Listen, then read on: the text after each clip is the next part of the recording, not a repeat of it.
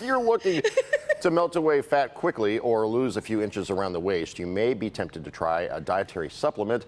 Some may be labeled fat burner, and that could be a red flag. Nutrition and fitness expert Jody Trierweiler is here to explain why you may want to avoid something like those or like that. So, when I heard the topic for today, the first thing that I thought of was Dexatrim. Yeah. Remember Dexatrim? Yes, It was basically absolutely. like speed. Right? And that was over the counter. Right. There were things like fen-phen that were pulled from the market. Ephedrine?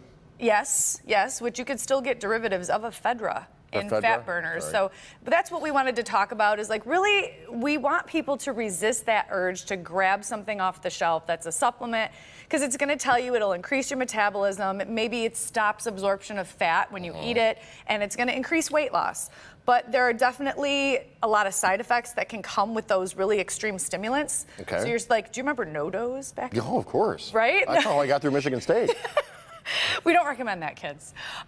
My son's going to Michigan State in the fall, by Hey. the way. Yeah, just excited to say that. Go green.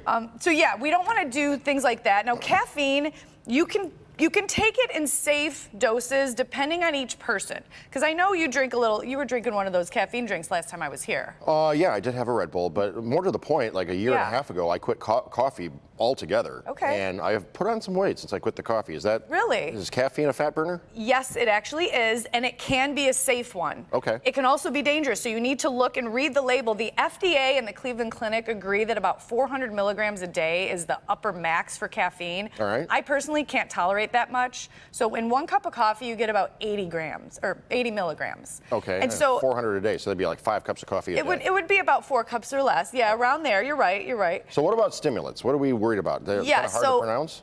I want you to quickly take a lap around the studio.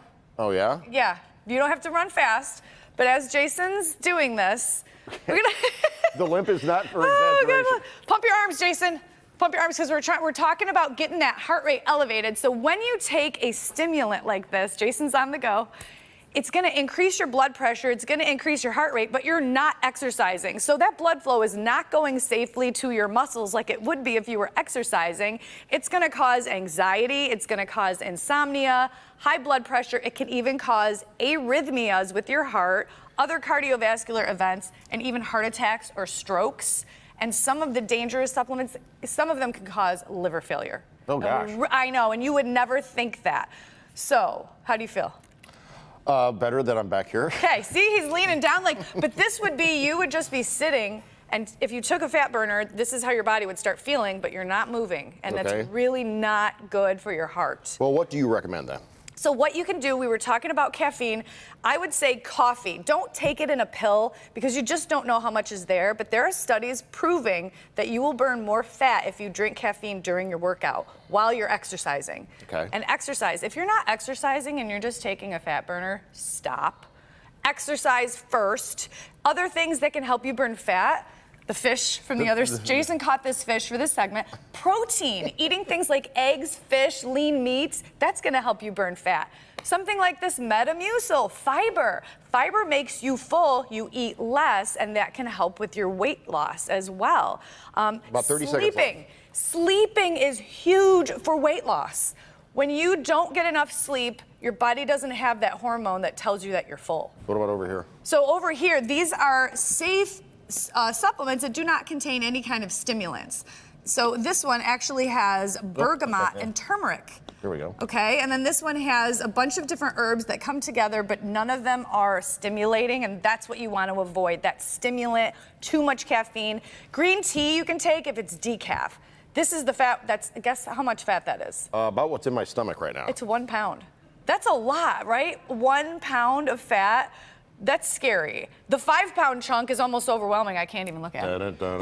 Right? Where can people get more of your nutrition and fitness advice? I put together a Fit Life in 5 guide. It's a 16-page guide that you can get totally for free if you go to jodysfitlife.com. You can find me on Instagram and Facebook as Jody's Fit Life, and it's Jody with a Y. No. Come on, that was your line. I'm sorry. I'm just fascinated by He's just this. Is what's squishing. Ugh. All right, Tati, let's go over to you.